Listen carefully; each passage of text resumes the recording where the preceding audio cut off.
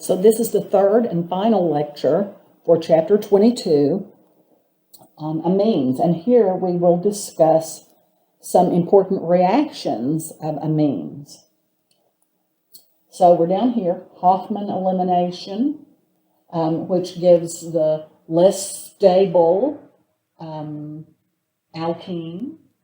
reactions of amines with nitrous acid, reactions of aryl diazonium ions, and then a little bit about nitrogen heterocycles. So amines can serve as precursors for the synthesis of alkenes, just like alcohols. And so here, remember that the NH2 is a bad leaving group, just like OH in an alcohol is a poor leaving group. And so it's necessary to convert NH2 into a better leaving group, just like in alcohols it's necessary to convert OH into a better leaving group. In the case of the hydroxyl group, an easy way to do it is to protonate it. Here, instead of protonating this, the amino group, it's often methylated using methyl iodide. And you remember from the reactions we saw earlier in the synthesis of amines, how this is done, and we discussed that. And so a strong base then causes E2 elimination. A CH bond, a proton, which is alpha, can be plucked off to give a double bond, and this becomes a very good leaving group, a very good neutral leaving group. So silver oxide is commonly used. So here you have the amino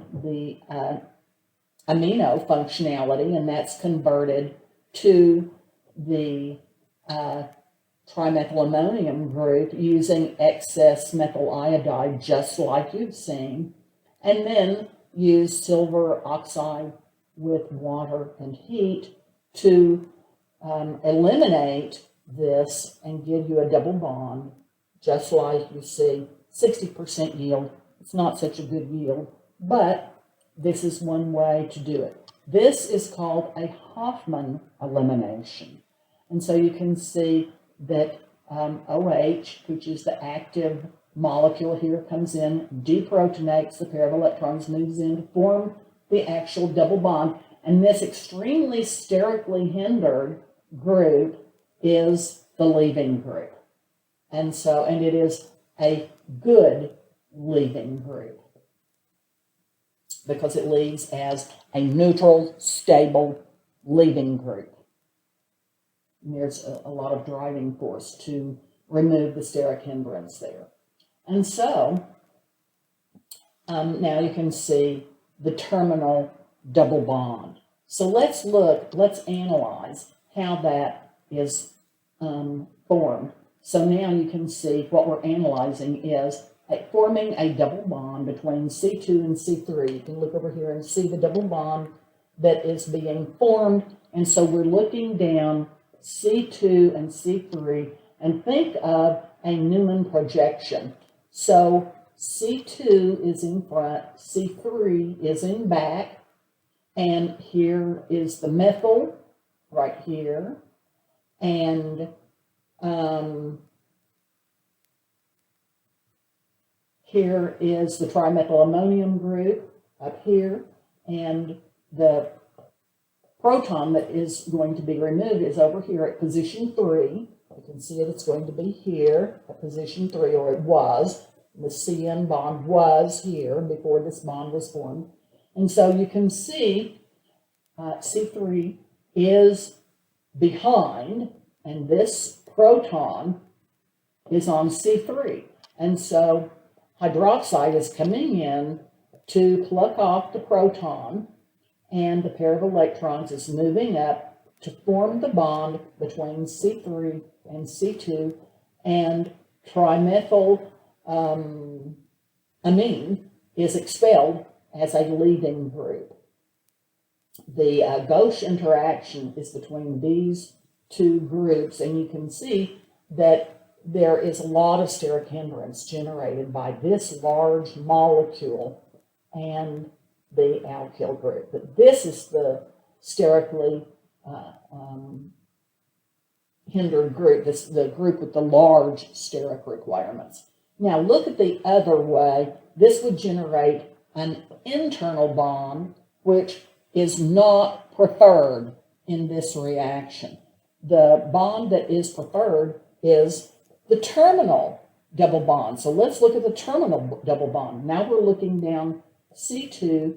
We want to look at C2 because that's where the leaving group is. So we're looking down C2 to C1.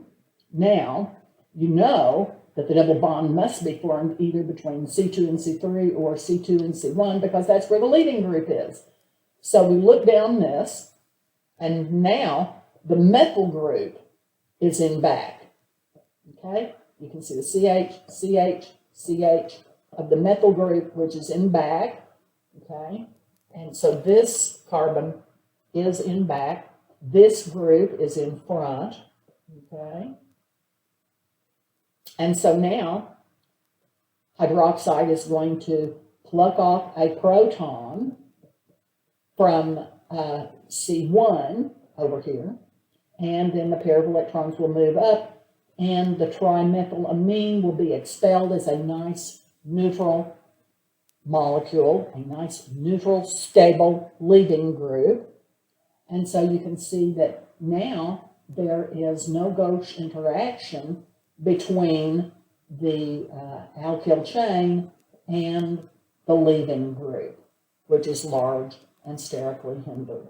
So this is really driven by steric hindrance rather than product stability.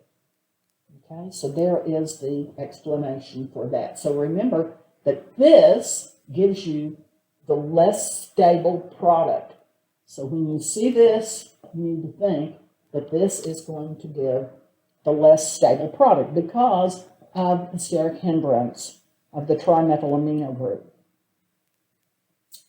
Now, reactions, we're going to a different subject now. Reactions of amines with nitrous acid. So that is HNO2, HNO2. So here's the sodium nitrite that is left when that is used to form the nitrous acid. It has to be generated in situ because it's very reactive, it's unstable. And so now the nitrous acid is protonated, and then that gives you water, which is a stable leaving group. And once this departs, now you have the nitrosonium ion. And this is the reactant. So we're going to look at nitrosonium ion and how it reacts. Here's the nitrosonium ion, NO+. So you can see that it's resonance stabilized. So now, here's the nitrosonium ion, which you just saw generated a minute ago. And so here's the amine, and it's going to react with the nitrosonium ion to give you the nitrosoamine. So here is where the nitrosonium ion went. Here it is, NO. Here's the NO reacting with the amine. Remember, this is positively charged. We're forming an N-N bond. So the nitrogen of the amine comes in and attacks at nitrogen. So now you have formed the N-N bond that I was just mentioning. Water comes up, deprotonates, the pair of electrons moves back in onto nitrogen, satisfying the positive charge. And here is the N-nitrosamine. Here's the nitroso group on nitrogen. nitrosamine. So these are potent carcinogens. Here's 3 examples of them found in food or in tobacco. So these are things to be avoided, probably, as you choose.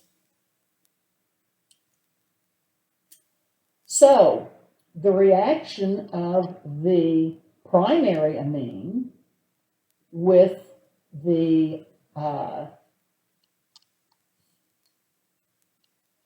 nitrosyl group gives you the diazonium salt. Let's look at this in detail, because these are very useful reactions. Remember, when you have the amine and you react this with the nitrosyl group and HCl, you will generate the diazonium functionality. So using sodium nitrite and HCl with the amine, you'll generate the diazonium functionality.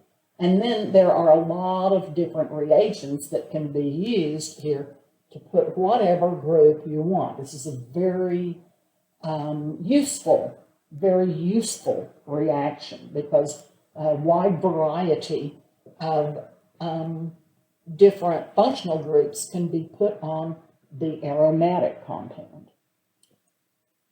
These are called the Sandmeyer reactions. So here's the diazobenzene, and you can put bromo functionality on, chloro, iodo, cyano, using copper bromide, copper chloride, copper iodide, or cyanocuprate. So you can also use or form fluorobenzene or phenol. So there's a wide variety of products that can be generated. So let's look at this. This is the Sandmeyer reaction, and you'll see a lot of different reagents here, which are being needed to get the diazo group on.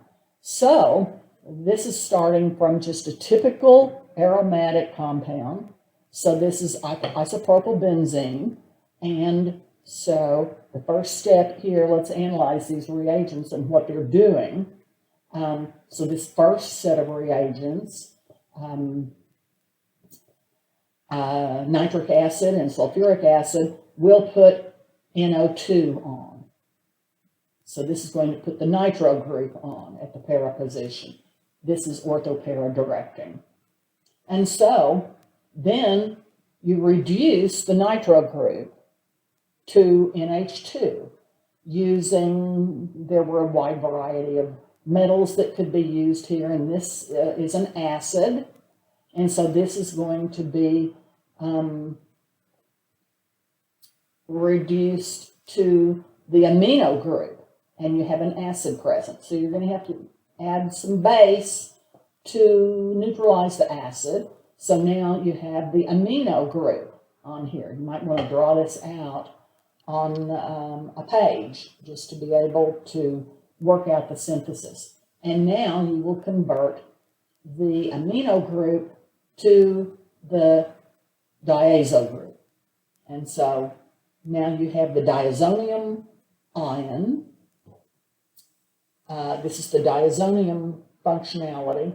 And then the Sandmeyer reaction here in the cyanocuprate, and then acid and heat to give you the carboxylic acid. So this is a fairly long synthesis, but you can work through this analyzing each one of these reagents just like I did.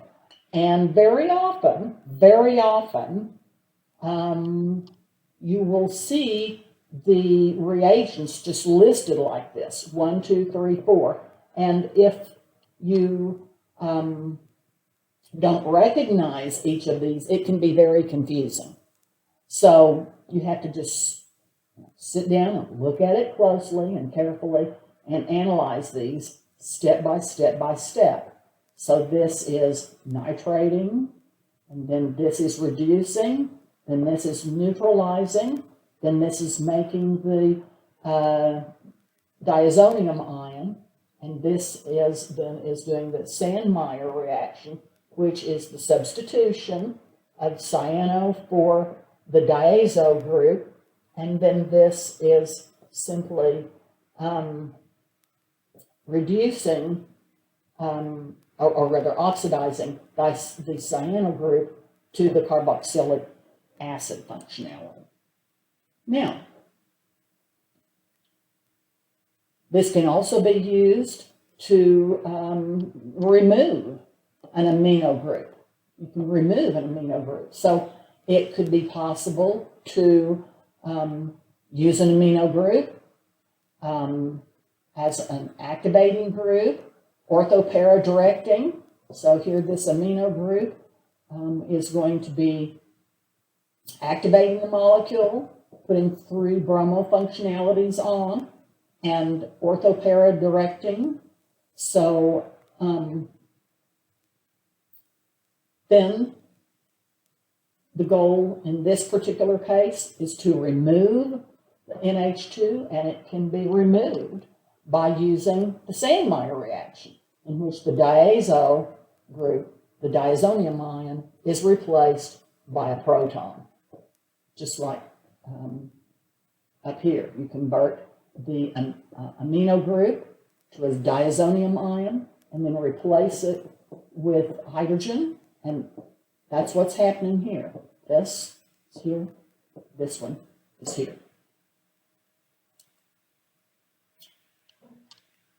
There are many nitrogen heterocycles that are very important. We're not going to go over more, but I mean, you probably already know this, but I think this will, this is enough to convince you. These are just examples of the thousands of nitrogen heterocycles that are very important.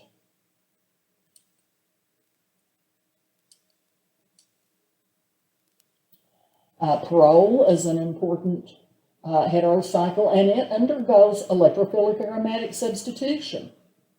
Electrophilic aromatic substitution is not restricted just to benzene. You can see that this molecule is aromatic, 2 for 6 pi electrons.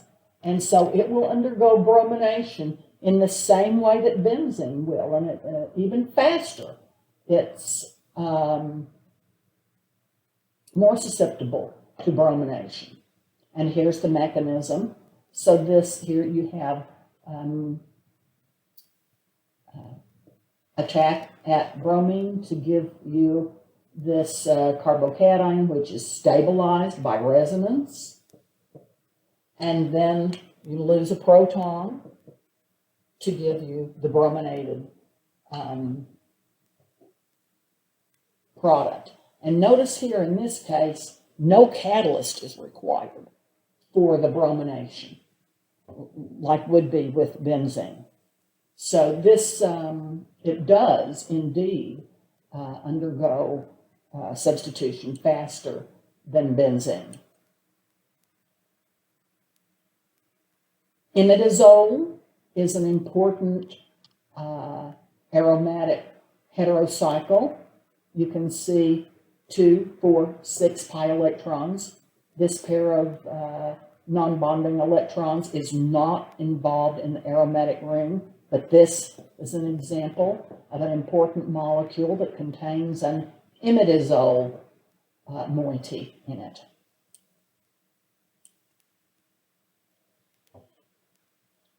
Pyridine is a 6-membered heterocycle. It functions a lot like benzene. This pair of electrons up here on non-bonding electrons on nitrogen is not involved in the aromatic ring. It is perpendicular to the aromatic ring. So you can see it can become protonated, and the pair of electrons is not involved in the aromaticity.